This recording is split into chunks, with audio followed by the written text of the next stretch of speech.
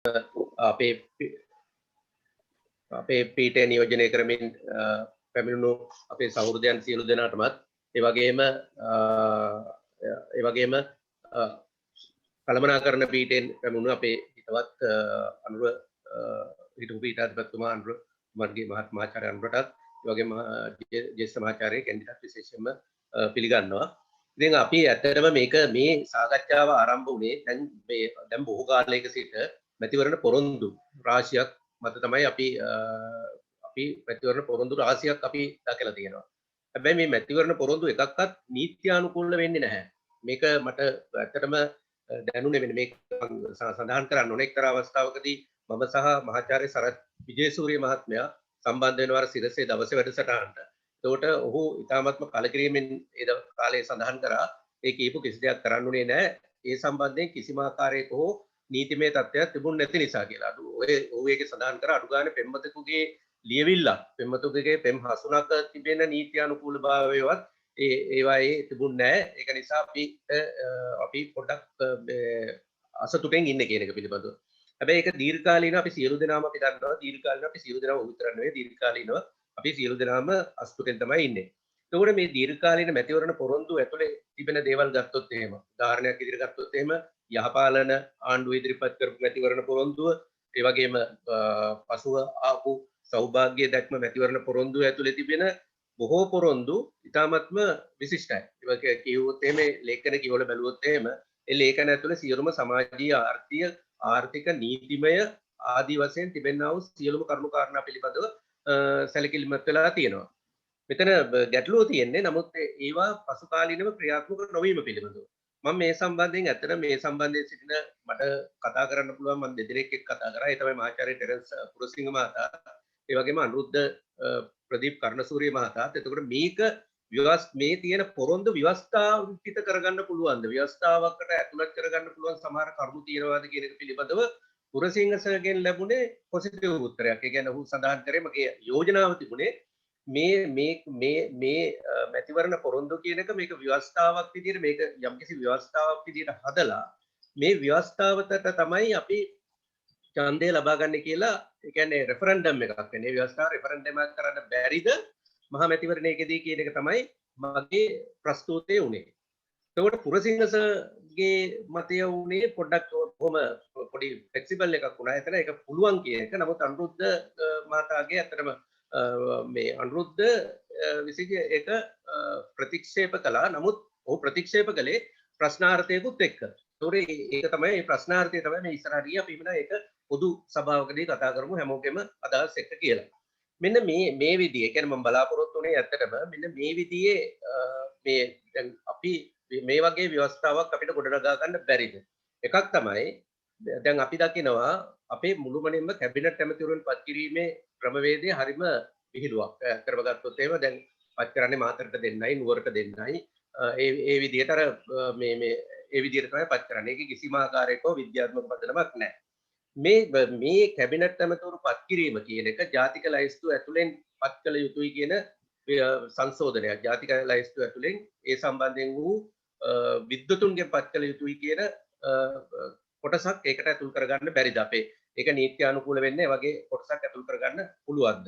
ඒ වගේම මෙතන තිබෙන්නේ කැබිනට් ඇමතිවරු විශාල ප්‍රමාණයක් පත් වීම පිළිබඳ ගැටලුවක් නෙවෙයි. කැබිනට් ඇමතිවරු ඒ ආණ්ඩුවකින් පත් වුණොත් ඒ කැබිනට් ඇමතිවරු ඉන්න 113 දෙනාම කැබිනට් ඇමතිවරු වුණත් අපිට ගැටලුවක් නැහැ. මෙතන ගැටලුව තියෙන්නේ ඒ කැබිනට් ඇමතිවරුන්ට දෙන වරප්‍රසාද පිළිබඳවයි ගැටලුව තිබෙන්නේ. එතකොට කැබිනට් ඇමතිවරුන්ට එසේ අමතර කාර්ය මණ්ඩල ලබා දිය යුතුද? මොකද ඒගොල්ලෝට අමාත්‍යාංශයක් තියෙනවා, අමාත්‍යාංශයක නිලධාරීන් ඉන්නවා. ඒතොර අමතර කාර්ය මණ්ඩල, අමතර වාහන ඒවා ලබා දිය යුතුද? එහෙම නැත්නම් മന്ത്രി වෙටකොටම ඒ කැබිනට් ඇමති ධූරය වගේ දෙයක් කරගෙන යන්න බැරිද? ඒක ව්‍යවස්ථාවට ඇතුල් කරගන්න පුළුවන්ද? ඒක තමයි මගේ දෙවෙනි කාරණය. ඒ වගේම තමයි තුන්වෙනි එක තමයි ඉහළ සංස්ථා සභාපතිවරුන් ඇතුළේ ඉහළ මණ්ඩල වලට පත් කර ගැනීම පිළිබඳව නීත්‍යානුකූල ක්‍රමවේදයක්. කියන්නේ මූලික අධ්‍යාපන සුසුකම් විශේෂඥභාවය එවැනි නීත්‍යානුකූල ක්‍රමවේදයක් තුළින් පත් කළ යුතුයි කියන නීත්‍යානුකූල තත්ත්වයක් ඇති කරගත නොහැකිද? ඒ වගේම තානාපතිවරුන් පත් කිරීමේදී තානාපතිවරුන් පත් කිරීමේදී දැන් පත් කරන්නේ බොහෝ අවස්ථාවලදී අපි දන්නවා සියලුම ආණ්ඩු විසින් පත් කරන්නේ තමන්ගේ පවුලේ අය හෝ තමන්ට සිටින හිතවතුන් මේ නමුත් අපේ තිබෙනවා විදේශ සේවා කියලා තරඟ විභාගයක් තිබෙනවා. ඒ තරඟ විභාගයෙන් පමණක් තානාපතිවරුන් පත් කළ යුතුයි කියන නීතිය අපිට සම්මත කරගත හැකිද? ඒ කියන්නේ ව්‍යවස්ථාවට ඇතුල් කරලා සම්මත කරගන්න බැරිද? ඒ වගේම තමයි අමාත්‍යාංශ ලේකම්වරුන්. දැන් අමාත්‍යාංශ ලේකම්වරුන් පත් කිරීමේදී ඇත්තටම මේ අමාත්‍යාංශ ලේකම්වරුන් පත් කිරීම පරිපාලන සේවා නිලධාරීන්ගෙන් සමන්විත වෙලා තිබුණා. නමුත් ඒ පරිපාලන සේවා නිලධාරීන්ගෙන් පරිබාහිරව මම හිතන්නේ ප්‍රථම පත් කිරීම කලේ චන්ද්‍රිකා කුමාරතුංග බණ්ඩාරනායක මැතිණිය කාලේ අධ්‍යාපන අමාත්‍යාංශ තමයි අපි නියෝජනය කරන අධ්‍යාපන අමාත්‍යාංශය තමයි. ඒ තමයි මම හිතන්නේ එතුමියගේ හිතවත් තාරාදිබෙල් මහත්මිය වෛද්‍ය තාරාදිබෙල් මහත්මිය අධ්‍යාපන අමාත්‍යාංශයේ ලේකම් ධුරයට පත් කිරීම තුලින් ඒ ආපු ඒ කියන්නේ මම දන්න මෑත ඉතිහාසයේ වෙනත් දේවල් තියෙන්න පුළුවන්. ඒක බිඳවටන මුළුමනින්ම. එතකොට අමාත්‍යාංශ ලේකම්වරුන් ඉහළ ශ්‍රේණියේ පරිපාලන නිලධාරියෙක් විය යුතුයි කියන තැනට මේ හරහා නීතිගත කළ නොහැකිද කියන එක පිළිබඳව. අනිත් කාරණේ තමයි දැන්ට ව්‍යවස්ථාවෙම තිබෙනවා පාර්ලිමේන්තුව රැස් කරන වාර ගණන පිළිබඳව. ඒ කියන්නේ කොච්චරද මාසයකට රැස් වෙන්නේ මම හිතන්නේ මේ මාසයකට රැස් වෙන ඉතාමත්ම සීමිත වාර ගණනක්. එතකොට ඒ වාර ගණන කියන්නේ සතිපතා රැස් වෙන ආකාරයට ඒ වාර ගණන වැඩි කළ නොහැකිද අඩු තරමින් සතියකට දවස් 3ක් හෝ රැස් වෙන විදිහට. මොකද බොහෝ අමාත්‍යවරුන් බොහෝ മന്ത്രിවරුන්ට Tamanගේ ගැටලු හෝ වෙනත් දේවල් කතා කරන්න වෙලාවක් නැහැ. හැබැයි එහෙම කතා කරන්න තිබුණා කියලාත් අපි දන්නවා මේ කාලේදී කතා කරන්න වෙනත් පුජ්‍යලික කාරණා පිළිබඳව. නමුත් අපි ඒ සංස්කෘතිය ඇති කිරීම සඳහා අපි ආචාර්යවරුන් විදිහට අපිට ඉස්සරහට ගිහිල්ලා යම් කිසි දෙයක් ඇති කරගන්න පුළුවන් කියලා මම විශ්වාස කරනවා. ඉතින් මෙන්න මේ පාර්ලිමේන්තුව පවත්වන වාර ගන්න වැඩි කරොත් එහෙම මම හිතනවා ඊට වැඩිය ඵලදායක තත්ත්වයක් ඇති කරනවා කියලා. කියන්නේ දින ගණන වැඩි කිරීම පිළිබඳව යෝජනාවක් ඇති කරගත යුතුද හැකිද කියන එක පිළිබඳව. ඒ වගේම අඩුතරමින් පාර්ලිමේන්තු මන්ත්‍රීවරයෙකු වීමේදී අවම අධ්‍යාපන සුසුකම් පිළිබඳව සාකච්ඡා කරන්න බැරිද? ඒ කියන්නේ අවම අධ්‍යාපන සුසුකම් පිළිබඳව කියන එකෙන් මම කිසිසේත්ම අදහස් කරන්නේ නැහැ සියලු දෙනාටම උපාධිය තිබිය යුතුයි කියලා.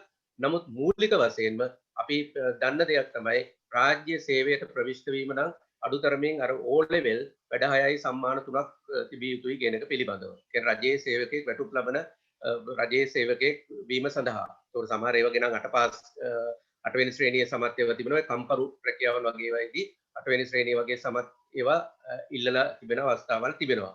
ඉතින් මේක දැන් අපි දීර්ඝ කාලීනව මේක අර බුද්ධිමතුන් පැමිණිය යුතුයි කියන එක තමයි එතන හිටියේ. නමුත් ඒ කාලේ ඉක්මවා ගිහිල්ලා තිබෙනවා. මම හිතන්නේ අධ්‍යාපන සුසුකම් මත යම් කිසි දෙයක් කළ යුතුයි කියන එක පිළිබඳව මගේ යෝජනාවක් තිබෙනවා.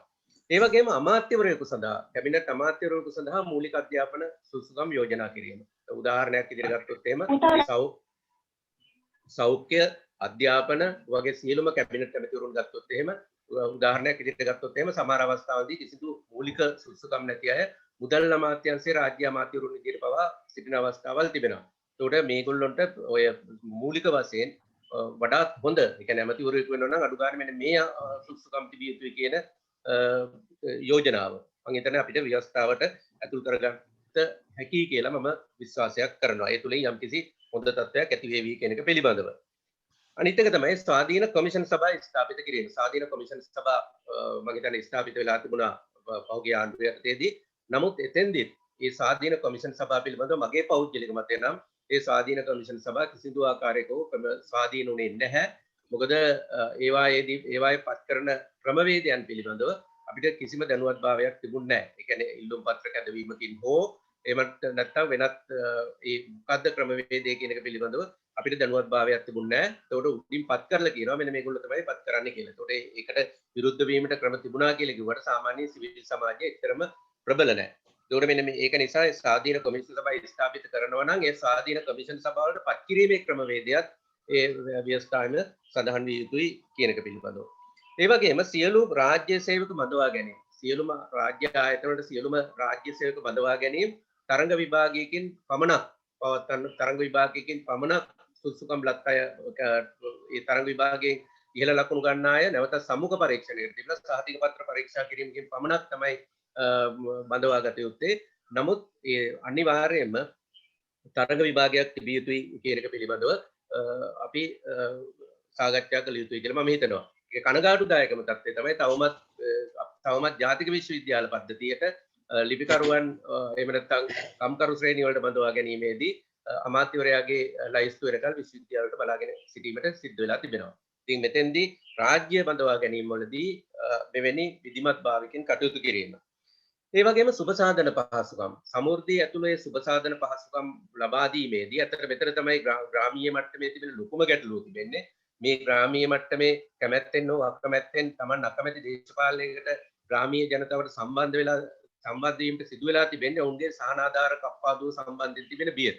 ඒකට එවැනි සුබසාධන පහසුකම් සම්බන්ධයෙන් යම්කිසි ව්‍යවස්ථාපිත තත්ත්වයක් නීත්‍යානුකූල තත්ත්වයක් ඇති කර ගැනීම මම හිතන්නේ ඉතාමත් වැදගත් වෙනවා. මොකද මෙන්න මේ දෙක ඇති කරගත්තොත් අර ග්‍රාමීය මට්ටමේ සෑම ඕනෑම පෙළපාලියකට කැඳවාගෙන යා හැකි වශයෙන් මිනිසුන් අර අසරණ වෙලා තිබෙන මිනිසුන්ට යම් කිසි ආකාරයකට බලාත්මක කිරීමක් වෙනවා. මොකද උන් දන්නවා මේක තරඟ විභාගයකින් තමයි Tamanගේ දරුවා විභාගයට තේරෙන්නේ ඊට පස්සුව රැකියාවට තේරෙන්නේ.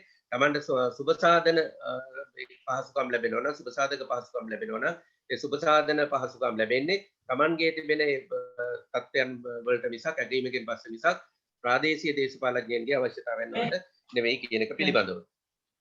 ඊළඟට මෙන්න මේ කාරණා පිළිබඳව තමයි මට ඉස්මතු කරන්න තිබෙන්නේ. හැබැයි මේ කාරණා පිළිබඳව පැහැදිලිවම පහුගිය මැතිවරණ පොරොන්දු පත්‍රවල මැතිවරණ ප්‍රකාශවල මේ කාරණා පිළිබඳව සාකච්ඡා කරලා තිබ්බා. නමුත් ඒ මීටත් විදිය විදිමත්ව සාකච්ඡා කරලා තිබුණා. නමුත් ඒවා ක්‍රියාත්මක වෙන්නේ නැහැ. මුලින්ම කරන්නේ ඒ සාමාන්‍ය ආණ්ඩුව පත්තු විදේශ මුලින්ම කරන්නේ මෙන්න මෙය අමතක කර දැමීම. ඉතින් මෙන්න මේ උදෙසා මගේ තියෙන්නේ මේ උදෙසා මේ මැතිවරණ පොරොන්දු කියන එක ව්‍යවස්ථාවක් වශයෙන් ව්‍යවස්ථාවකට ඇතුල් කළා මේ ව්‍යවස්ථාව සම්මත කර ගැනීම සඳහා තමයි මේ මැතිවරණය තියෙන්නේ කියන එක පිළිබඳව ප්‍රකාශයට පත් කළා. එවැනි නීත්‍යානුකූල තත්ත්වයක් මේ මැතිවරණ පොරොන්දු වලට ඇතුළත් කරගන්නේ කෙසේද කියන එක පිළිබඳව තමයි අපි මම හිතන්නේ අපේ අද සාකච්ඡාව සිදු වී ඇත්තේ. ඒ සම්බන්ධයෙන් විශේෂයෙන් මේක අවසානයේදී අපිට පුළුවන් වෙනවා අපි ඇත්තටම විශ්වවිද්‍යාල මම අවසාන කරන්න මගේ කතාව අවසාන කරන්න මේ ටික මම පොඩ්ඩක් මතක් කරන්න ඕන. විශ්වවිද්‍යාල ආචාර්යවරුන් විදියට සිවිල් සමාජයේ විශ්වවිද්‍යාල ආචාර්යවරයාට තාමත් විශාල පිළිගැනීමක් තිබෙනවා. විශේෂයෙන්ම ග්‍රාමීය සමාජයේ විශ්වවිද්‍යාල ආචාර්යවරයාට විශාල පිළිගැනීමක් තිබෙනවා. ඔවුන්ට යම්කිසි මතයක් ජනගත කිරීමේ හොඳ හැකියාවක් තිබෙනවා දේශපාලඥයෙකුට වැඩිය. එතකොට මෙන්න මේ හරහා අපි මෙන්න මෙවැනි ව්‍යවස්ථාවක් පිළිබඳව ජනතාව දැනුවත් කරමින් ඉදිරියට ගිහිල්ලා මේ කොහොමද මේ සම්මත කරගන්නේ කියන එක පිළිබඳව මේ තියෙන බාධාවන් මොනවද කියන එක පිළිබඳව සාකච්ඡා කළා. ඇත්තටම විශ්වවිද්‍යාල ආචාර්යවරුන් විදිහට අපට එකතු වී ව්‍යවස්ථාවක් නිර්මාණය කරලා මෙන්න මේක තමයි රටේ තිබිය යුතු ව්‍යවස්ථාව කියලා යම්කිසි ප්‍රෙෂර් ගෲප් එකක් විදිහට අපිට ඉදිරිපත් වෙන්න පුළුවන් නම් මම හිතනවා එතන හොඳයි කියලා. එතෙන්දී කිසිසේත්ම අපි කිසි කෙනෙකුගේ පෞද්ගලික දේශපාලනයන් වලට කිසිම ආකාරයක හානියක් වෙන්නේ නැහැ. මොකද අපි සියලු දෙනාගේම අවසාන අරමුණ වෙලා තිබෙන්නේ යහපත් රාජ්‍යය කියන එක පිළිබඳව.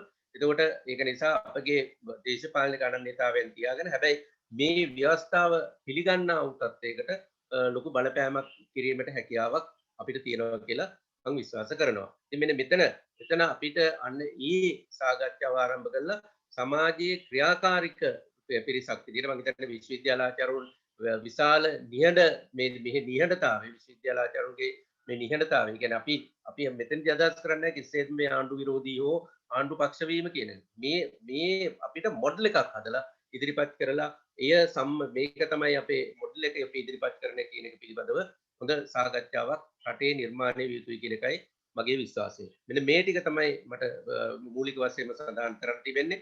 මම විශේෂයෙන්ම පොයින්ට් අවුට් කරා විශාල ප්‍රමාණයක්. ඒ වගේම ඒවා ප්‍රතික්ෂේප කරන්න පුළුවන්, වැඩි දියුණු කරන්න පුළුවන් කිසිම ආකාරයක හෝ ගැටලුවක් නැහැ. අපිට අවශ්‍ය වෙලා තිබෙන්නේ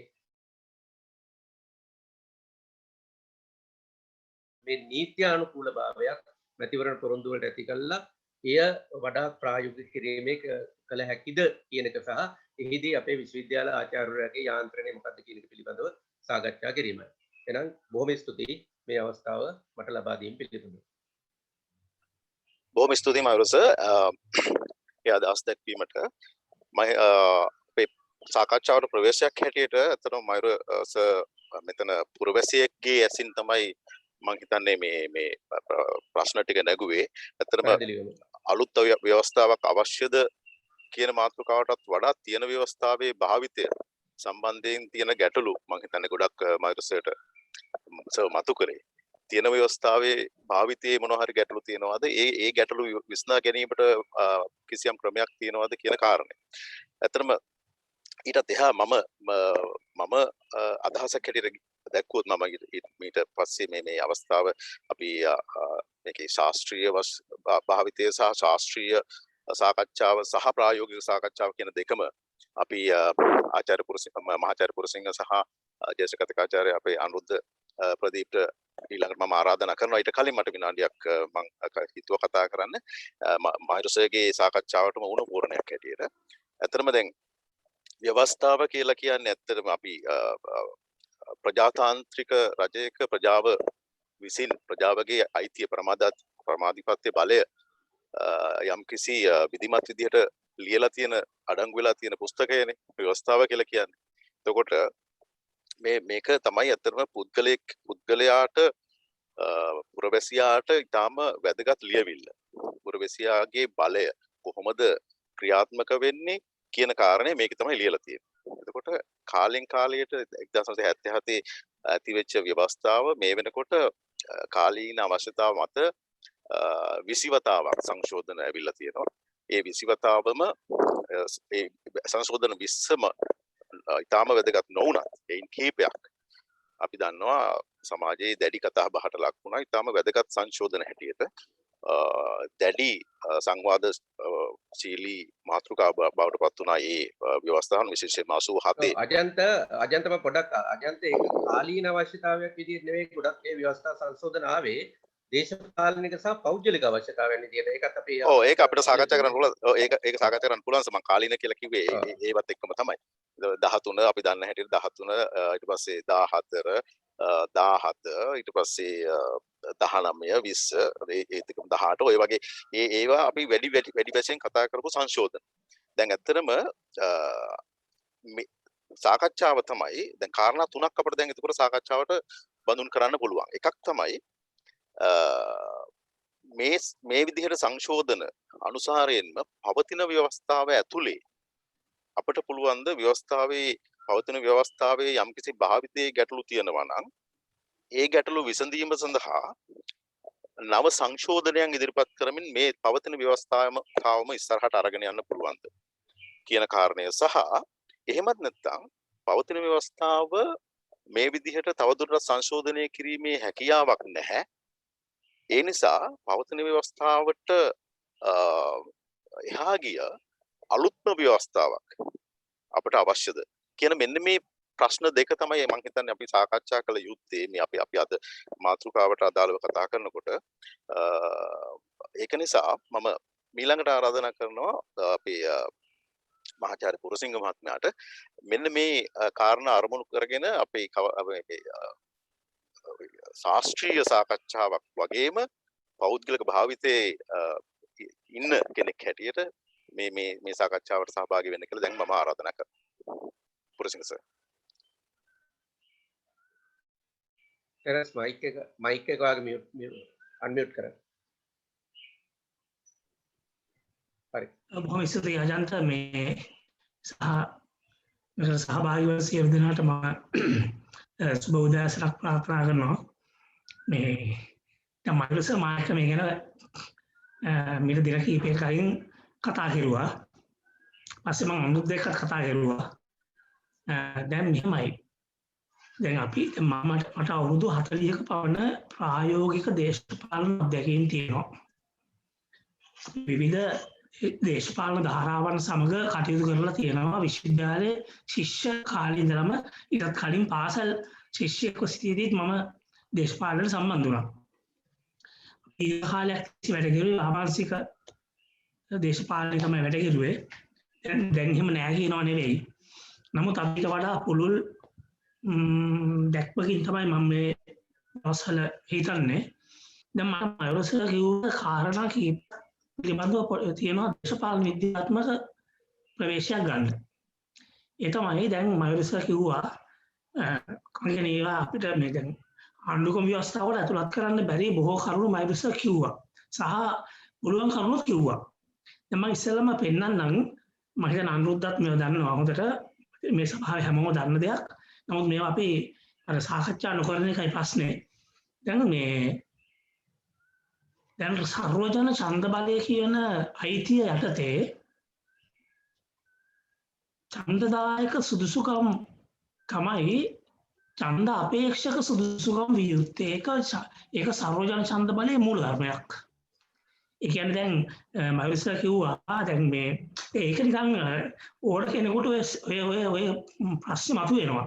ඒ කියන්නේ මේ මන්ත්‍රීවරු වෙන අයට තියෙන දැනුම මෙයාට අධ්‍යාපන සුසුකම් නැහැ.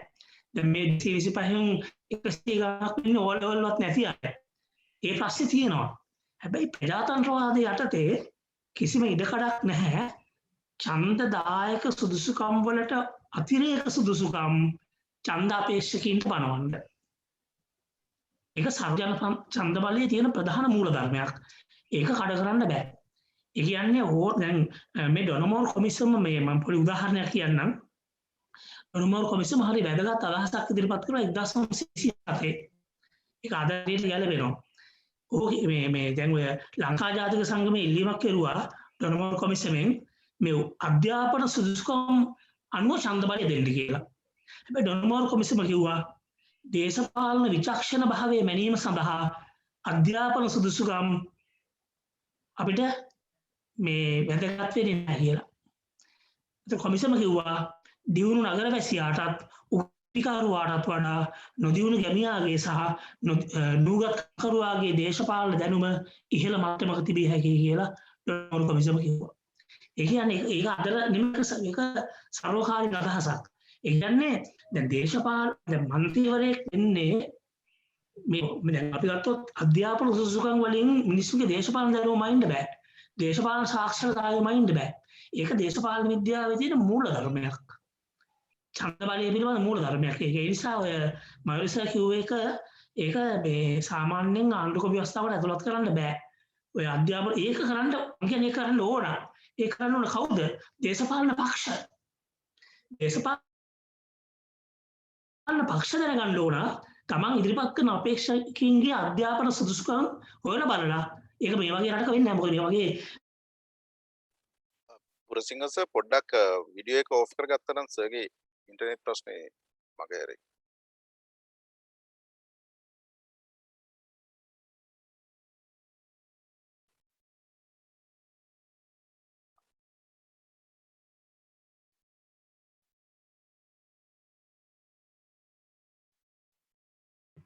පුරසිංහ සර්ගේ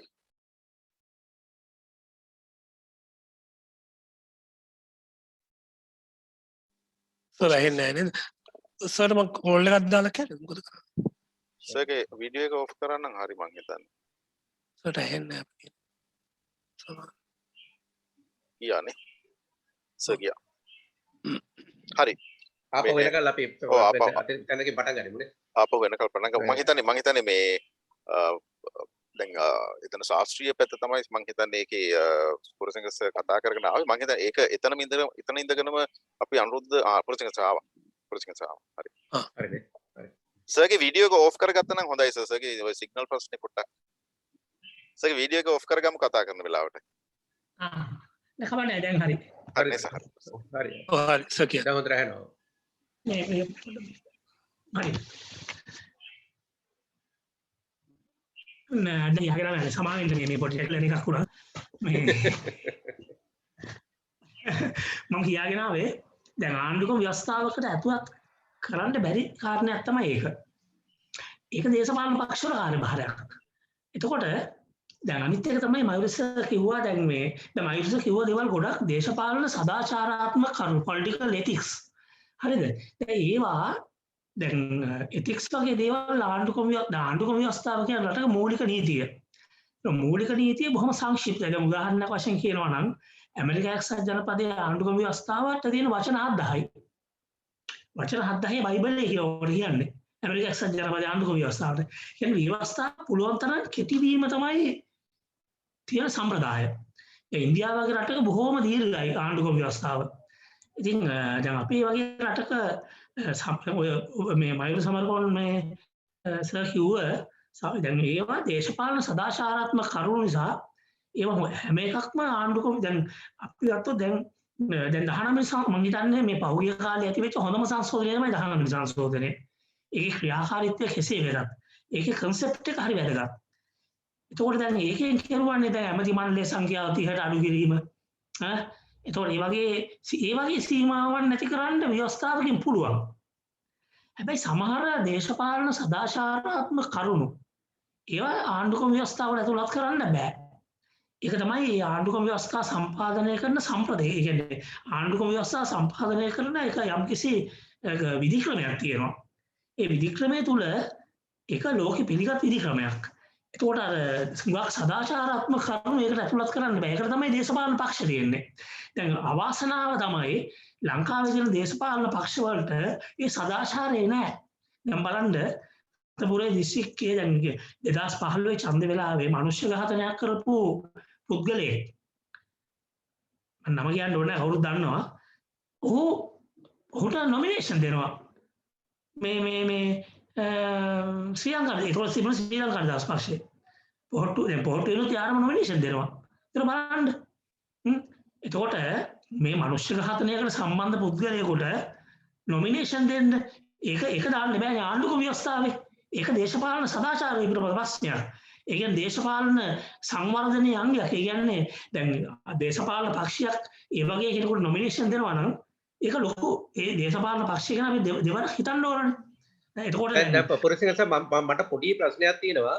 දැන් ඔතෙන්දී නීතියක් නොතිබීම නිසානේ හරියාකාරව පැහැදිලි නීතියක් නොතිබීම නිසානේ දැන් ඝාතකයෙක් නොමිනේෂන් දෙන්න වෙන්නේ. මේකේ ව්‍යවස්ථාවෙන්ම සම්මත වෙලා තිබුණා නම් මෙන්න මේ අඩුතරමින් එවැනි තත්ත්වයක් දැන් ව්‍යවස්ථාව කියලා කියන්නේ රටේ මූලික නීතියනේ. ඒකට මේ මූලික නීතිය තුල සම්මත වෙලා තිබුණා නම් මෙවැනි තනතුරකට එන්න බෑ කියලා.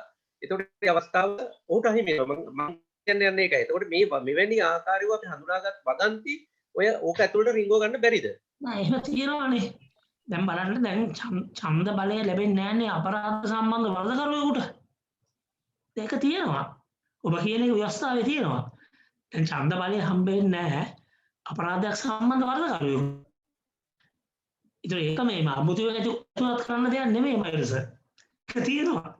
හැබැයි එහෙම තිබියදී මේ එබඳු අය නොමිනේෂන් දෙනවා. මම කියන්නේ දැන් හුඟක් දේවල් දැන් එහෙම ව්‍යවස්ථාවට ඒ වගේ දේවල් ඇතුළත් කරන්න ගියොත් කෙලවරක් නැහැනේ. ඒ කියන්නේ අපි මොනවාද දැන් ඔබ කියන විදිහට දැන් ඔබ කියන එක ඇත්ත මම පිළිගන්නවා. ඒ කියන්නේ නීතියක් තිබුණා නම් එහෙම කරන්න බෑ දේශපාලන පක්ෂවල කියන එක. හැබැයි ඒක කොතනින්ද අපි ඉවර කරන්නේ? අන්න ඔක උතන තියෙන ප්‍රශ්නේ. එතකොට එහෙම ඒ වගේ සියලුම කරුණු ආණ්ඩුක්‍රම ව්‍යවස්ථාවල ඇතුළත් කරන්න බෑ. ඒ නිසා මේක ඇත්තටම කියනවා නම් මේවා දේශපාලන පක්ෂ විසින් ප්‍රැක්ටිස් කළ යුතු දේවල්. නමුත් අද තියෙන ගැටලුව ඔබ මේ සාකච්ඡාවේ ප්‍රවේශ වෙන්නම හේතුව මම දන්නවා. මොකද අපි දැන් මේ පහුගිය කාලේ දිගටම අපේ අත්දැකීමක් තියෙනවානේ මේ රටේ ඇති වෙච්ච මේ දුර්දාන්ත තත්ත්වය ගැන. ඒතකොට අපිට උනත් ලොකු හිතේ අමාරුවක් තියෙනවා. අඩුතරමේ මේවා නීතියෙන් හරි නවත්තන්න ඕන. ආණ්ඩුක්‍රම ව්‍යවස්ථාවට මේවා ඇතුළත් කරලා හරි මේවා නවත්තන්න ඕන කියන අවංක හැඟීමෙන් තමයි මම මේ සාකච්ඡාව ආරම්භ කරන්නේ. ඒ ගැන මම එතුමාට කෘතඥතාවය පළ කරනවා. හැබැයි ප්‍රශ්නේ තමයි මේ තියෙන දැන් ආණ්ඩුක්‍රම ව්‍යවස්ථාවල තියෙන මොඩල්ස් අනුව ඒ ව්‍යවස්ථාවට ඇතුළත් විය දැන් අපි දේශපාලන විද්‍යාව උගන්වනවා. ආණ්ඩුක්‍රම ව්‍යවස්ථාවක ඇතුළත් විය යුත්තේ මොනවද? නොවිය යුත්තේ මොනවද කියලා. එහෙම උගන්වද්දී අපි පැහැදිලිව කියනවා සමාජ සදාචාරය පිළිබඳ ප්‍රශ්න. එතකොට පක්ෂ දේශපාලනයට අදාළ කරුණු. එතකොට දේශපාලකයන්ගේ පෞද්ගලික තොරතුරු වගේ දේවල්.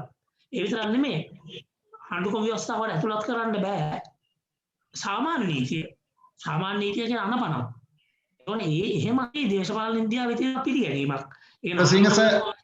මේ මම සංගසුමන හාමුදුරුවෝ මට තව මේ පොඩි කාරණයක් පැහැදිලි කරගන්න සර් දැන් මම අහලා තියෙනවා මම දන්නේ ඇත්තට මේක හරියද කියලා දැන් ඔය භූතානය වගේ රටවල් වල ආණ්ඩුක්‍රම ව්‍යවස්ථාවට රටේ වනගහණය පවත්වා ගැනීම පිළිබඳ ප්‍රකාශත් ඇතුළත් කරලා තියෙනවා කියලා මම අහලා තියෙනවා. මම ඇත්තටම ඒක හරියටම දන්නේ නැහැ.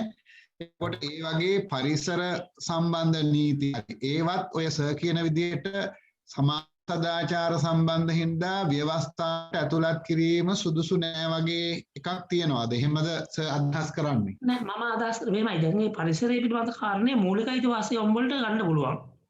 ඔව්. මූලික අයිතිවාසිකම් කියන එකක් අනිවාර්යයෙන්ම ආණ්ඩුක්‍රම ව්‍යවස්ථාවකට ඇතුළත් වෙනවා. එතකොට පරිසරය සම්බන්ධ කාරණය ඒ මූලික අයිතිවාසිකම් වලම කොටසක් විදිහට ව්‍යවස්ථාවකට ඇතුළත් වෙන්නේ මෙහෙමයි. මම කියන්නේ මේ වහන්සේ කියන එකේ වරද මේ වහන්සේ කියන අදහස හරියි.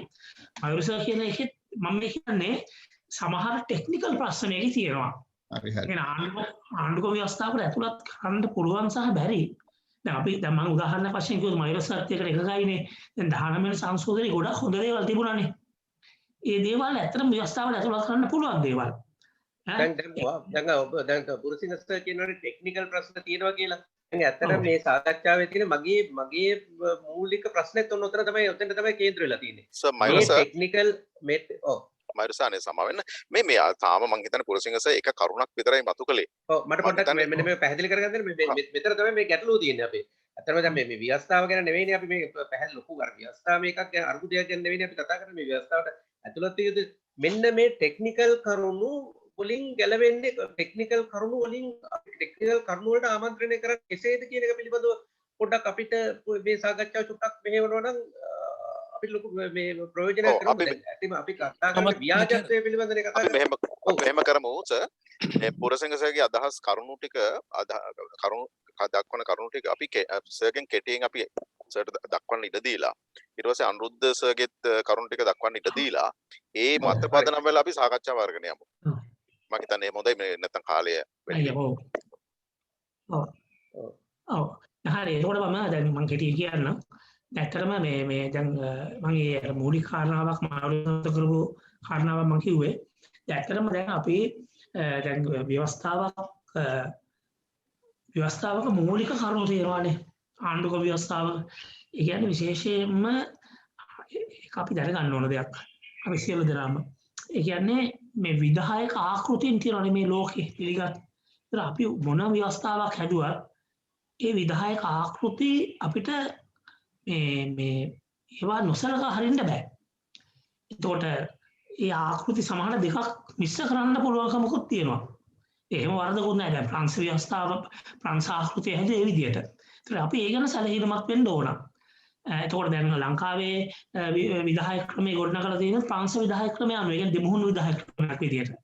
ඒතර ඒක අපිට නොසලකා හරින්න බෑ.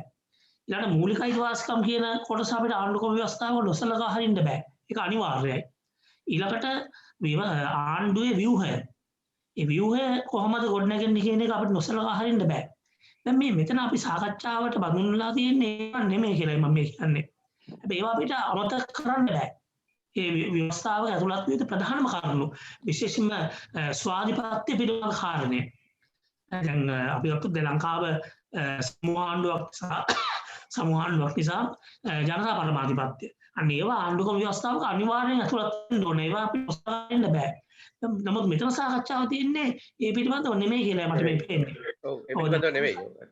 මෙතන සාකච්ඡාව තියෙන්නේ මේ රටේ මේ වගේ මේ සමාජයේ තියෙන මේ දූෂිත තත්ත්වයන් වළක්වන්න බැරිද අපිට ආණ්ඩුක්‍රම ව්‍යවස්ථා නීතියෙන් කියන තමයි මයුරිසර් මතු කරන්නේ. මම හිතන එක හරි කියලා මයුරිසර් ප්‍රකාශ කරයි. ඒක හරි. දැන් මේ අපි මේ අද මොන දීලා තියෙන දැන් අපි මේ පහුගිය කාලේ ආණ්ඩු කීපයක් මාරු කරලා මේ රටේ ජනතාව සහ විශේෂයෙන් මේ මොළයක් තියෙන මිනිස්සුන්ට විශාල කලකිරීමක් තියෙනවානේ. දැන් මේ කලකිරීම ඇති වෙලා තියෙන්නේ ඇයි?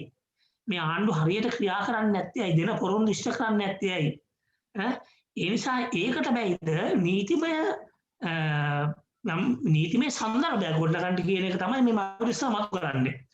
ඒක ආණ්ඩුක්‍රම ව්‍යවස්ථාවට ඇතුළත් කළොත් මේ පාඩකීන්ට ගැලවෙන්න බෑනේ.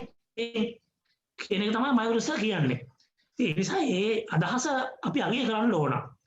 හැබැයි අර මම කිව්වේ දැන් අපි ඒ කියන්නේ ඔය අපි කියන්නේ පොලිටිකල් එතික්ස් කරන්නේ ඔය කියන්නේ දේශපාලන සදාචාරය. ඒ හැම දෙයක්ම ආණ්ඩුක්‍රම ව්‍යවස්ථාවකින්ම සිදු කරන්න බෑ කියන මතය තමයි මම කියන්නේ. මේ සමහර සමහර ඒවා පුළුවන්.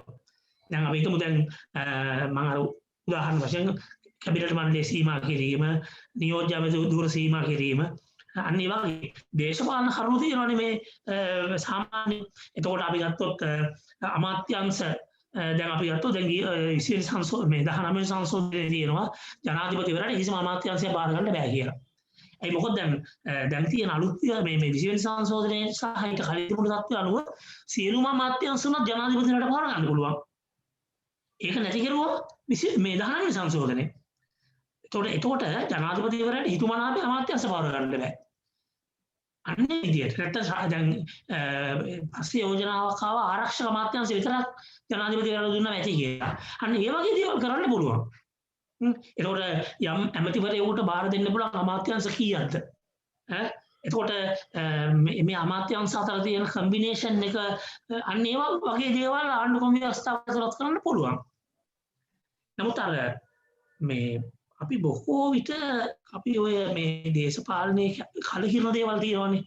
දේශපාලනය තුළ ඒ කලකිරන දේවල් වළක්වන්න ඒවා නීති වශයෙන් ආණ්ඩුක්‍රම ව්‍යවස්ථාව ඇතුළත් කිරීමේ ගැටලු තියෙනවා. ඒක අපි පරිස්සමෙන් තමයි තෝරා බේරා ගත යුත්තේ. මේ වගේ යෝජනාවක් අපි හදන්න බලාපොරොත්තු වෙන ඉදිරි කාලේ අපි ඒකට තියෙන දේශපාලන විද්‍යාත්මක පසුබිම යන විශේෂ අවධානයක් යොමු කරන්න ඕන නිසා නීතිමය පසුබිම ගැන. හැබැයි අද දැන් ව්‍යවස්ථා සම්පාදනයේ තියෙනවා. දැන් ව්‍යවස්ථා සම්පාදනයේ පිළිබඳ මත දෙකක් තියෙනවා. එකක් තමයි නීතිමය මතය. අනිත් එක තමයි දේශපාලන විද්‍යාත්මක මතය. දේශපාලන හා සමාජ විද්‍යාත්මක. ඒ කියන්නේ දැන් නීතිවේදීන් කියනවා ව්‍යවස්ථාව ඇතුළත් විය යුත්තේ නීතිමය කරුණු විතරයි කියලා. හැබැයි දේශපාලන හා සමාජ විද්‍යාත්මකව කියනවා නෑ, නීතිමය කරුණු වලට අමතරව සමාජ ආර්ථික කරුණු ආණ්ඩුක්‍රම ව්‍යවස්ථාවට ඇතුළත් වෙන්න ඕන කියලා. ඒ අනුව තමයි ඔය ලංකාවේ සහ හුඟක් ඔය සමාජවාදී රටවල් වල තිබුණේ මොකක්ද රාජ්‍ය ප්‍රතිපත්තිය. රාජ්‍ය ප්‍රතිපත්තිය කියන්නේ ආණ්ඩුව නීති පැනවීමේ ප්‍රතිපත්තිය. ඒතකොට මොන ආණ්ඩුව ආවත් ඒ ප්‍රතිපත්තිය කඩ කරන්න බෑ. ඒවා ප්‍රායෝගිකව වෙන්නේ රටවල. නමුත් දියුණු රටවල ඒක වෙනවා. රාජ්‍ය ප්‍රතිපත්තියක් තිබ්බහම ඒ ප්‍රතිපත්තිය කඩ කරමින් ආණ්ඩුවට නීති बनවන්න බෑ. ඒව ඇතුළත් උනේ සමාජ දේශපාලන විද්‍යාඥයින්ගේ බලපෑම උඩ ආණ්ඩුක්‍රම ව්‍යවස්ථාවලට. ඒ නිසා දැන් මේ මයුරස කියන කාරණේ අපි නොසලකා නොහැරිය යුතුයි කියලා මම කියන්නේ. හැබැයි අපි පරිස්සම් විය යුතුයි මේ වගේ ඩොකියුමන්ට් එකක් හදද්දී. අර කියන නීතිමය ඒ වගේම දේශපාලන කාරණා යටපත් කරමින් ඒ ඩොකියුමන්ට් එක ගෙනවොත් අපි අසාර්ථක වෙනවා. එහෙනම් අපි බොහොම පරිස්සමෙන් මයුරස කියන වල අපිට පුළුවන් නම් ඒවා නීතිමය වශයෙන් ආණ්ඩුක්‍රම ව්‍යවස්ථාවට ඇතුළත් කරන්න පුළුවන්ද කියන කාරණේත් අපි සැලකිල්ලට අරගෙන තමයි මම හිතන්නේ මෙතනින් මේ සාකච්ඡාව නිම වෙන්නේ නැති නිසා අපි මේක ඉදිරියට කරන්න බලාපොරොත්තු වෙනවා. අපි මේක බොහොම මම කියන්නේ අපි මේක ධනාත්මකව මේ ප්‍රශ්නේ ගැන අවධානය යොමු කරමු. මොකද අද ඒ තරමට මේ සමාජය කලකිරුලා ඉන්නේ මේ දේශපාලන ක්‍රමයේ පිටවඳ. අන්න ඒ තරම මොකද ඒ තරමට මේක දුර්දාන්ත ජරා ජීර්ණ වෙලා තියෙන්නේ. එහෙනම් හුඟක් අය හිතනවා නීතියක්වත් බැයිද පිළිසරණයක් මේකට ලබා ගන්න. මේ වගේ මෝඩ ඇමතිවරු මෝඩ മന്ത്രിවරු මේකට එන්න මේ පාර්ලිමේන්තුවේම වළක්වන්න ක්‍රමයක් නැද්ද? ඒකයි මයුරිස කිව්වේ. අනුතරම අපි අධ්‍යාපන උසුසුමක් දාමු කියලා. හැබැයි එහෙම සමාජයේ තියෙනවා විශාල කලකිරීමක්. ඒකත් එක්ක තමයි මේ අදහස එන්නේ. ඉතින් අපි බොහොම පරිස්සමෙන් මේ සාකච්ඡාව ඉදිරියට ගෙනියමු කියලා තමයි මම හිතන්නේ. බොහොම ස්තුතියි. හරි. බොහොම ස්තුතියි සර්. මම දැන් පුරුසිංහ සර්ගේ සාකච්ඡාව ඉතාම වැදගත්. මොකද සර් මුලින්ම හඳුන්වලා දුන්නා මේ අපි ඇත්තටම මෙතෙන්දී සාධනීය කරුණු මොනවද මේ සාකච්ඡාවේදී සාධනීය නොවන කරුණු මොනවද කියන එක සර් සාකච්ඡාවේ ඇත්තටම මේකේ තාක්ෂණික පැත්ත ප්‍රධාන වශයෙන් මම තේරුම් ගත්ත හැටියට ව්‍යවස්ථාව අපි වෙනස් කරනවා නම් තාක්ෂණිකව කොහොමද සීමා වෙන්නේ සීමාකම් මොනවද තාක්ෂණික සීමාකම් ප්‍රධාන වශයෙන් උදාහරණයකට මයුරස මතු කරපු කාරණාවල තිබිච්ච අර දේශපාලන පොලිටිකල් එතික්ස් කියන එක සදාචාරය කියන එක අපි ව්‍යවස්ථාවෙන් විසඳන්න බැරි ප්‍රශ්නයක් කියන එක තමයි පුරුසිංහ සර් මූලික වශයෙන්ම මතු කරේ. ඒ වගේම ව්‍යවස්ථාවේ මූලිකාංග ෆන්ඩමෙන්ටල්ස් කියන ඒවා අපිට වෙනස් කරන්න විදියකුත් නැහැ කියන එක. උදාහරණ කරේ අර කෝල්බ්‍රුක් ව්‍යවස්ථාවෙන් ගත්ත ඡන්දායිතිය හිමි ඕන කෙනෙකුට මේ ඡන්ද ඉල්ලන්න පුළුවන් කියන තත්වය ඩොනමෝර ආණ්ඩුක්‍රම ව්‍යවස්ථාව. එතකොට මේ වගේ තාක්ෂණික කාරණා ටිකක් තමයි හඳුන්වා දුන්නේ පුරසිංහ සර්. මම හිතන්නේ එතනින් අපි සාකච්ඡාව පටන් අරගෙන අපි ඊළඟට මේ අපි ආරාධිත කතිකෙක් හැටියට සැලකෙන මේ අපි ජ්‍යෙෂ්ඨ කතිකාචාර්ය අනුරුද්ධ ප්‍රදීප්ට ආරාධනා කරනවා එතනින් ඉස්සරහට සාකච්ඡාව අරගෙන යන්න කියලා. අපි විශේෂිත සාකච්ඡා කියන්නේ මැද විශේෂ කරුණු දක්වන්න තියෙනවා නම් අපි සාකච්ඡාව අවසානයේ එක ගේමු. මොකද ඒක අර සාකච්ඡාවේ ගලාගෙන යෑමට පොඩි බාධාවක් වෙන නිසා. බොහොම ස්තුතියි මේ විශේෂිත එකක් නෑ නිකන් අදහස් දැක්වීමක් කරන්නේ. මේ පළවෙනි කාරණය තමයි මම හිතන්නේ පුරසිංහ සර් සෑහෙන ප්‍රමාණයක් ආවරණය කළා. මේ මයුර සර්ගේ අදහස් දැක්වීමේ කරුණු දෙකක් තියෙනවා. එකක් තමයි ආණ්ඩුක්‍රම ව්‍යවස්ථාවක් ගෙන එන්නේ කොහොමද කියන සාකච්ඡාව තියෙනවා. ඒ කියන්නේ මේ ගොඩාක් පොරොන්දු දෙනවා. ඒ පොරොන්දු ව්‍යවස්ථාවට ඇතුල් වෙන්නේ නැහැ. එහෙනම් කොහොමද ගේන්නේ මේක? කියන්නේ ඒ කාරණේ තියෙනවා පළවෙනි කාරණේ. දෙවෙනි එක තියෙනවා ව්‍යවස්ථාවක තිබිය යුත්තේ මොනවද කියන කාරණේ. මම හිතන්නේ පුරසිංහ සර් සෑහෙන දීර්ඝ වශයෙන් කිව්වේ මේ දෙවෙනි කොටස. මමත් ඒකට පොඩි අදහස් කිහිපයක් එකතු කරන්නම්. දැන් අපේ රටේ තියෙන ඉතාමත්ම ප්‍රචලිත දුර්මතයක් තමයි ආණ්ඩුක්‍රම ව්‍යවස්ථාව කියන්නේ සියලු රෝග නිවාරණය කිරීමට තියෙන ඖෂධයක් කියලා හිතන එක. ඒත් එහෙම නැහැ. දැන් සර්ත් පෙන්නපු ඇමරිකානු ආණ්ඩුක්‍රම ව්‍යවස්ථාව ගත්තොත් ඉතාමත්ම කෙටි ලියවිල්ලක් 1780 ගණන් වල දැන් 90 ගණන් වෙනකන් ඒක සකස් කරේ. එතකොට ඒක ඉතාම කෙටි ලියවිල්ලක්. පිටුපලෙන් ගත්තොත් 10ක් විතර තමයි ඒක තියෙන්නේ. එතකොට මේ කෙටි ලියවිල්ල තියෙන්නේ කියන්නේ මේ ඇතුල් නොකර බැරිම දේවල් ටික තමයි ඒකට ඇතුල් කරලා සකස් කරලා තියෙන්නේ. එතකොට ඉතුරු ටික වෙන්නේ ප්‍රජාතන්ත්‍රවාදය පිළිබඳ අදහස් වර්ධනය වීමත් සමගම දේශපාලන සදාචාරය වර්ධනය වීමත් සමගම කරන අර්ථකථන තමයි ඇත්තටම ඉතුරු නීතිය කියලා ගණන් ගන්න යන. දැන් ඇමරිකන් ආණ්ඩුක්‍රම ව්‍යවස්ථාව බොහෝ විට වඩා ලංකාවෙත් එහෙම තත්ත්වයන් තියෙන උදාහරණයක් විදිහට ලංකාවේ මේ ආණ්ඩුක්‍රම ව්‍යවස්ථාවේ තුන්වෙනි පරිච්ඡේදය අයිතිවාසිකම් පරිච්ඡේදයේ එකක් තියෙනවා ප්‍රචලිත එකක් අවමන් සහගත සැලකීමට විරුද්ධ දෙයක් තියෙනවා. ඒ වගේම අසාධාරණ සැලකීම කියලා තව එකක් තියෙනවා 12 වගන්තියේ.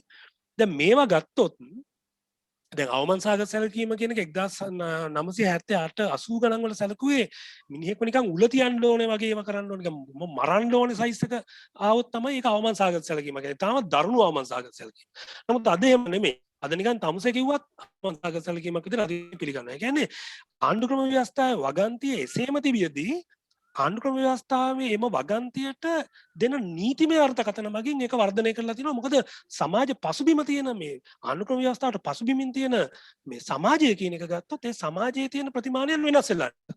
ඒක තමයි වෙලා තියෙන්නේ. අද තමුසේ කිව්වොත් මිනිහෙක් ඒක ලොකුවට සලකනවා. ඒතකොට ඒකට අනුව ඒ ආණ්ඩුක්‍රම ව්‍යවස්ථාවේ අර්ථකථනයන් වෙනස් වෙනවා. මුද ඇමරිකන් ආණ්ඩුක්‍රම ව්‍යවස්ථාවේම කතන්දරය ගත්තොත් ඒ බඳු දෙයක්.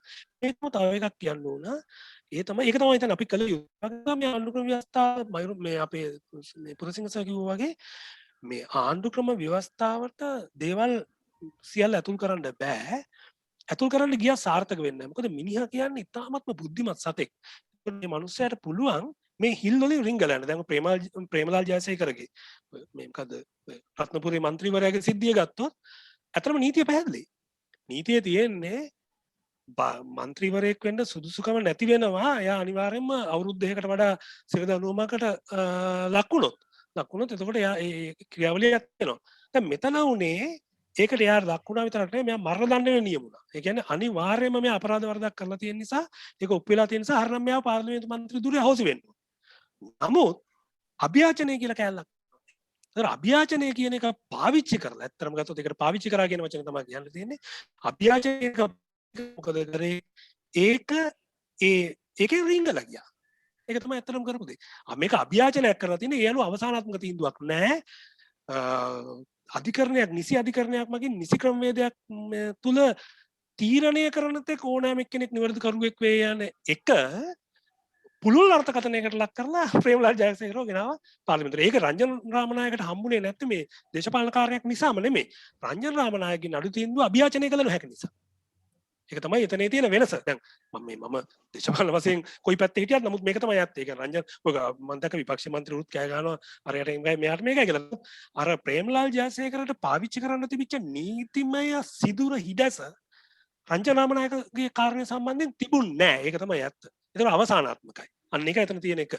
ඒතකොට මේවයින් අපි තේරුම් ගන්න ඕන දේ තමයි දැන් මේ ඉඩක් ඉතුරු වෙනවා හැමතිස්සෙම. කොච්චර නීතිමය අර්ථකථන ගියත් නීතිය කියන්නේ මල දෙයක්, මැරිච්ච දෙයක්.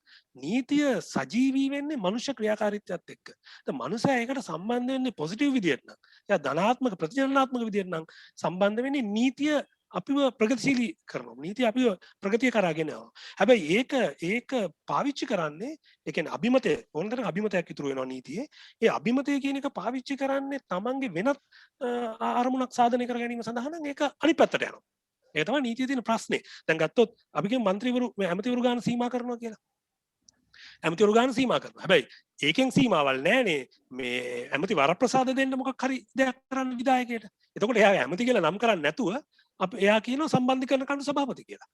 නම් කරලා අරිටත් වඩා බලතල් දෙනවා. ඊටත් වඩා මේ එයාට දෙනවා මේ සැප පහසුකම්. ඉතින් මොකද වෙන්නේ? එතකොට අරකින් අනිවාර්යයෙන්ම රිංග දානවා. දැන් මෙන්න මේ කාරණේ නිසා තමයි ඔය දේශපාලන විද්‍යාවේ නිරන්තරයෙන් කියන්නේ මේ ව්‍යුහාත්මක කරුණු වලින් පමණක්. ඒ කියන්නේ ව්‍යවස්ථාමය ප්‍රතිපාදන වලින් පමණක් රටක ඔය අපේ තියෙන දුක් ගැනවිලි වලට ප්‍රතිකර්ම ලබාගත නොහැකි කියා.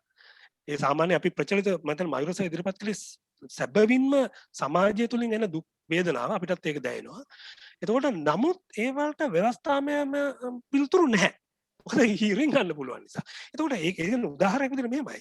දැන් ප්‍රංශයේ තියෙන ආණ්ඩුක්‍රම ව්‍යවස්ථාව ප්‍රොසිංස කිව්වා වගේම සෑහෙන පමණකින් සමානයි ලංකාවේ තියෙන ආණ්ඩුක්‍රම ව්‍යවස්ථාවට. අසමාන තැන් තියෙනවා. නමුත් මේ බේසිකලි මේක මොකක්ද කියන්නේ සිද්ධාන්තමය වශයෙන් හාරය වශයෙන් ගත්තොත් සමානයි. මොකද ලෝකයේ ආණ්ඩුක්‍රම ව්‍යවස්ථා වර්ග තුනක් තියෙනවා කියලා සාමාන්‍ය පිළිගන්නවා.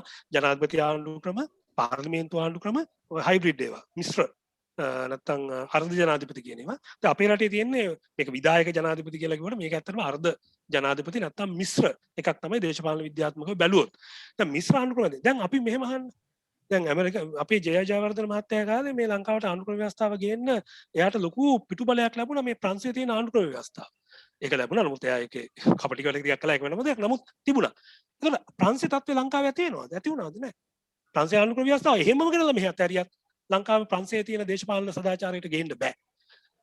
දැන් අද මේ එංගලන්තේ තියෙන දේශපාලන එකට බොහොම සමානව තමයි මේ සෝල්බරි කමිෂන් එකෙන් ගෙනාපු 1947 ආණ්ඩුක්‍රම ව්‍යවස්ථාව පැවතුනේ. මොකද ඒ සදාචාරය මෙහි ඇති වුණාද? නෑ. ඒ දේශපාලනය ඇති වුණාද? නෑ. දුක් ගැනවිලි එහෙමමයි. ඇයි ඒ ව්‍යුහාත්මකයෙන් මේ නීතියකින් ව්‍යවස්ථාමය කාරණාවලින් ආවරණය වෙන්නේ නිශ්චිත ප්‍රදේශයක්.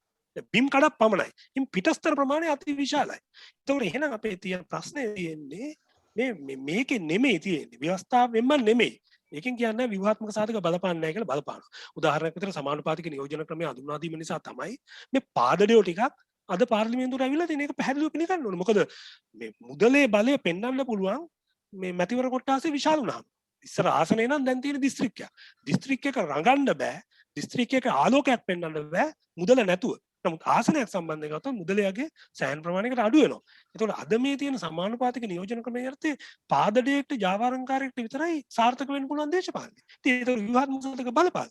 හැබැයි ඒකේ අනිත් පැත්තකුත් තියෙනවා කියන එක තමයි ඒ කාරණේ සම්බන්ධයෙන් කියනකොට මට මේ මයුරස දිගටම කියපු කාරණේ අමතිවරුන් ලෙස විද්‍යුතුන්පත් කරන්න ඕනේ ඉහළ තල ඔය මේ ඔක්කොම ටික ගත්තොත් මේ ඔක්කොම ටික අර මේක මේ සිද්ධාන්තමය ප්‍රශ්නකුත් තියෙනවා මේ පුරසිංහ සර් කිව්වා වගේ මේ කියන්නේ අපි ප්‍රජාතන්ත්‍රවාදය කියන එකේ තියෙනවා මූලධර්ම වගේ. ඒ මූලධර්ම අනුව තමයි අපිට අනිවාර්යෙන් කටයුතු කරන්න ඕනේ. මේ මූලධර්ම වර්ධනය වෙලා තියෙන්නේ මේ ප්‍රශස්ත සමාජයක් ප්‍රශස්ත දේශපාලන පොලිටි එකක් කියලා කියන්නේ ප්‍රශස්ත දේශපාලන ක්‍රමයක් ඇති කර ගැනීමේ අඛණ්ඩ අනවරත මානව උත්සාහයේ ප්‍රතිඵලයක් විතර තමයි සිද්ධාන්ත වර්ධනය තියෙන්නේ. ඒතකොට මේ අපි ගත්තොත් සමාජීය විද්‍යාවනුයි සුද්ධ විද්‍යාවනුයි එක වෙනසක් නේ. සුද්ධ විද්‍යාවේ අපි ඇත්තක් හොයාගෙන යනවා.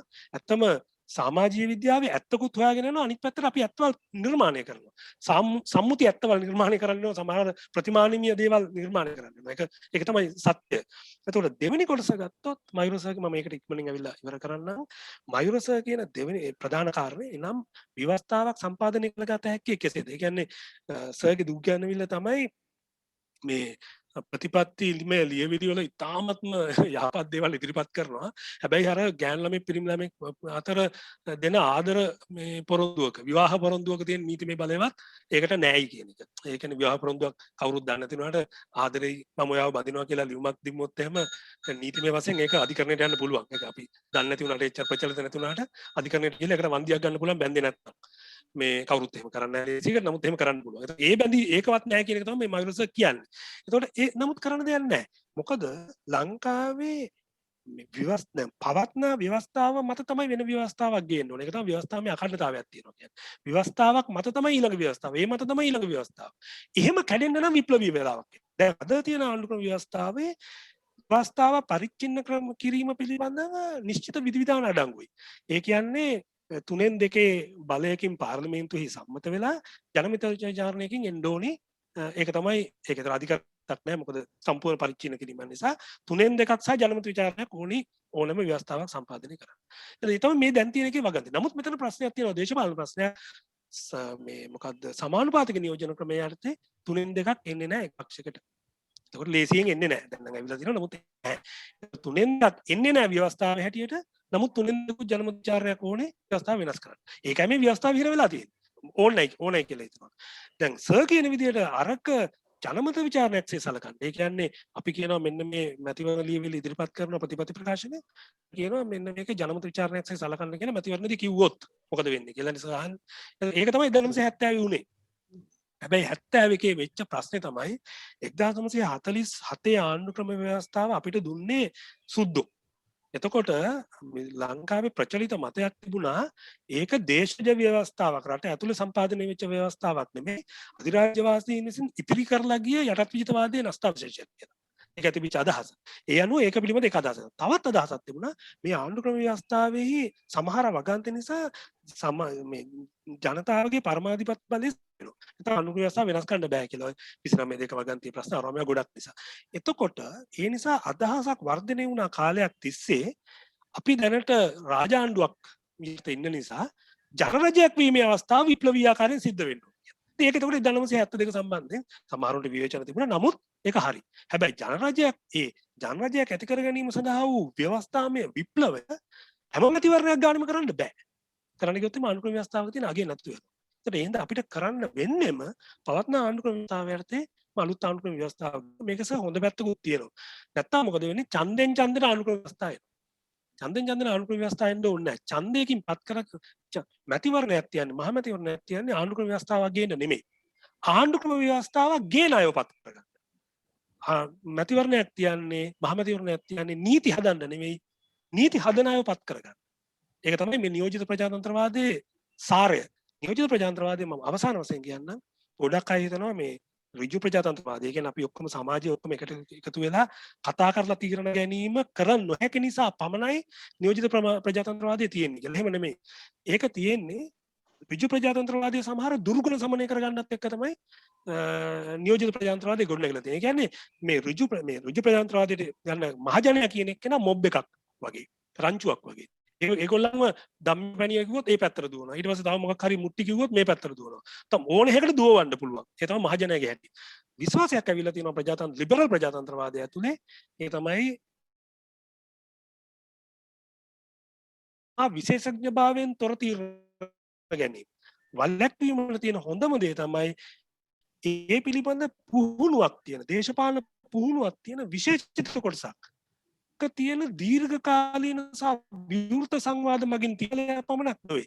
ඒ නිසා මම හිතන්නේ අපි නියෝජිත ප්‍රජාතන්ත්‍රවාදී පිළිගන්නවා නම් අපිට සිද්ධ වෙනවා පිළිගන්න මහමැතිවරණයක් කියන්නේ ප්‍රතිපත්ති මේ ආණ්ඩුක්‍රම ව්‍යවස්ථාව සම්පාදනය කරන්නවත් නීති සම්පාදනය කරන්නවත් නෙමෙයි, නීති සහ ආණ්ඩුක්‍රම ව්‍යවස්ථාව සම්පාදනය කරන අයව තෝරාපත් කරගන්නයි කියන එක. අන්න ඒක තමයි මට කියන්න තියෙන්නේ. බොහොම ස්තුතියි වෙලාව ගත්තා වැඩි නම් සමාවෙන්න. බොහොම ස්තුතියි. මම හිතන්නේ අනුරුද්ධ සහ පුරසිංහ සර් කියන දෙන්නම මේ එකම කාරණයක් තමයි කතා කළේ. ඒ කරුණ වලින් මට තේරෙන්නේ මේ ආණ්ඩුක්‍රම ව්‍යවස්ථාවේ ප්‍රශ්නයක් නෙවෙයි අපිට තියෙන්නේ, දේශපාලන සදාචාරය පිළිබඳ ප්‍රශ්නයක් කියන කාරණේ තමයි මට නෑ මම හිතන්නේ සංඝසුමන හාමුදුරුවෝ ඊටදී වෙනස් මතයක් පොඩි අදහසක් ඉදිරිපත් කළා. මම හිතන්නේ එතන ඒකත් එක්ක මේ සාකච්ඡාව තව ටිකක් ඒ සභාවට විවෘත කළා. දැන් තමයි ඇතිනේ ඔය මම හිතන්නේ අනුරට එහෙම සංඝසුමන හාමුදුරුවෝ මතු කරපු ප්‍රශ්නේ එතන තමයි මේ අපි කරකෙන්නේ. කියන්නේ මේවා කොහොමද දැන් ටෙක්නිකල් ප්‍රශ්න තියෙනවා කියලා කියන්නේ එහෙම නෑ, ටෙක්නිකල් අර්බුදය ජය ගන්න කොහොමද කියන එක. හරි අපි ඔව් සර් මේ මම ඊළඟට මම හැමෝටම ආරාධනා කරනවා යම් කිසි කෙනෙකුට දැන් මේ පුරසිංහ සර් සහ අනුරුද්ධ ඉදිරිපත් කරපු කරුණු වලට වඩා වෙනස් කරුණුමය හැටියට කරුණු තියෙනවා නම් මට හෑන්ඩ් රේස් කරලා මට පෙන්වන්න මේ ඒ අයට ඕපන් කරන්න පුළුවන්. ඊට පස්සේ අපිට පුළුවන් මේ සංවාදයකට යන්න. කරුණු දැක්වීමක් කරන්න පුළුවන් අවස්ථාව තියෙනවා කැමති කෙනෙක් ඉන්නවා නම් අනුර සර්, සමන් සර්ුත් ඉන්නවා, නිමල් සර්ුත් ඉන්නවා, අපේ කෙනෙක් සර්ුත් ඉන්නවා. මයික් එක අන්මියුට් කර. අනුරගේ මයික් එක අන්මියුට් කර. එතෙම සතුටුයි මගේ මිත්‍රෝ ටික මේ විදිහට දකින්න ලැබීම ගැන. මුලින්ම මේක සංවිධානය කිරීම සම්බන්ධව මයිඩු සමමාතාට සූත්‍රම් දෙනවා. මම නම් මේ අපේ යාළුවෝ නිසා අපි නම් කියලා කතා කරමු. මම කැමති මම මට නම කියලා කතා කරනවා. මේ හොඳයි අපි ඇත්තෙන්ම දැන් තුන්දෙනෙක් කතා කරා. දේශපාලනය සම්බන්ධ විශේෂණ අදහස් දෙකුත් ඉදිරිපත් කළා. ඉතින් මේක පුළුල් මාතෘකාවක්. ආණ්ඩුක්‍රම ව්‍යවස්ථාව සම්බන්ධව ආණ්ඩුක්‍රම ව්‍යවස්ථාව කියන එක දැන් මෙතනදී මේ අන්ත ප්‍රතිනිධිත්වය දෙන්නම කියපු දේ තමයි මේක ඇත්තෙන්ම ආණ්ඩුක්‍රම ව්‍යවස්ථාව කොච්චර පුළුල් ආණ්ඩුක්‍රම ව්‍යවස්ථාවක මම හිතන්නේ සරල වශයෙන් ආණ්ඩුක්‍රම ව්‍යවස්ථාවක් කියලා කියන්නේ පොදු යහපත, සමාජ සාධාරණය, සදාචාරය. ඒ වැනි දෙයක් තමයි ආණ්ඩුක්‍රම ව්‍යවස්ථාවකින් කරන්න උත්සාහ කරන්නේ. පොදු යහපත. ඒතකොට මේක කොච්චර දුරට පුළුල් කරනවද කියන ඒක සීමාවක් නැහැ. ඒ හින්දා ඒක පුළුල් කරන්න යන්න ඒකෙන් මේ රිංගල යන්න තියෙන දෙකඩ වැඩි වෙනවා කියන එක තමයි මගේ අදහස. අත් වශයෙන්ම ආණ්ඩුක්‍රම ව්‍යවස්ථාව සකස් කිරීම සම්බන්ධව ගියපාර මැතිවරණයේ දෙතුන් නාගානන්ද කොටුවක් වූ එකක් ඉදිරිපත් කළා. ඒක ඇත්තටම හොඳ කරුණු ටිකක් තියෙනවා. මම ළඟ තියෙනවා දැන් ඒක. නමුත් දැන් ඔක කිව්වදෙනෙම කිව්වා ඒක ඇත්ත. ඒ කියන්නේ මැතිවරණයකට ආණ්ඩුක්‍රම ව්‍යවස්ථාව සකස් කරලා ඉදිරිපත් කළා මැතිවරණයක් ජයග්‍රහණය කරන්න ගියොත් හැම එක එක්කෙනා එක එක මැතිවරණ මේ සඳහා ආණ්ඩුක්‍රම ව්‍යවස්ථාව ඉදිරිපත් කරලා විවිධ ආණ්ඩුක්‍රම ව්‍යවස්ථා එන්න පුළුවන්. ඒ නිසා අත් වශයෙන්ම මෙතනදී කියවුණා ඒක තමයි වැදගත්ම දේ. ඒ කියන්නේ මෙතන සිදු වෙන්න ඕන යම්කිසි අපි කණ්ඩායමක් සකස් වෙන්න ඕන. කණ්ඩායමක් සකස් වෙන්න ඕන දේශපාලන පක්ෂ හැටියට නේ පාර්ලිමේන්තුව යන්නේ. පාර්ලිමේන්තුව හරහානේ මේ මහජන නියෝජනය එන්නේ. එතනනේ ව්‍යවස්ථාව හැදෙන්නේ. එතකොට ඇත්ත වශයෙන්ම කණ්ඩායමක් විසින් සදාචාරයේ ගරු කරන පොදු යහපත සඳහාම ඉදිරිපත් වන කණ්ඩායමක් සකස් වෙලා මේ කණ්ඩායම විසින් මේ කණ්ඩායම පාර්ලිමේන්තුවට ගිහිල්ලා මේ කණ්ඩායම විසින් තමයි ආණ්ඩුක්‍රම ව්‍යවස්ථාව ආරක්ෂා කරන්නත් ඕන, සමාජ සාධාරණ ඉෂ්ට කරන්නත් ඕන.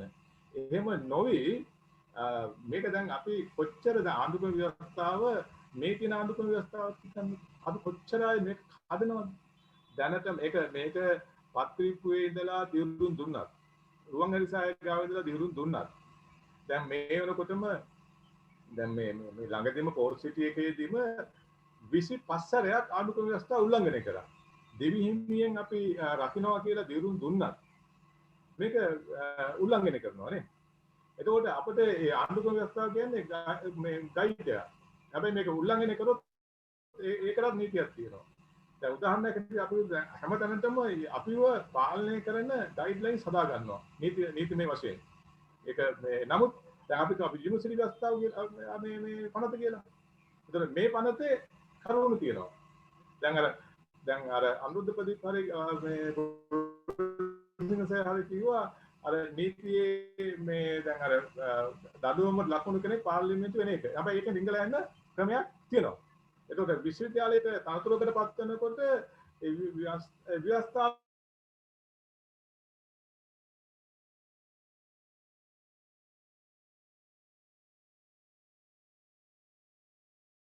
එතන තියෙන සදාචාරය. ඒ සදාචාරාත්මක පුද්ගලයෝ ඒව කරන්නේ නැහැ. ඒකෝට සදාචාරාත්මක කණ්ඩායමක් විසින් සදාචාරාත්මක කණ්ඩායමක් පාර්ලිමේන්තුවට ගියොත් ව්‍යවස්ථාව රැකෙනවා.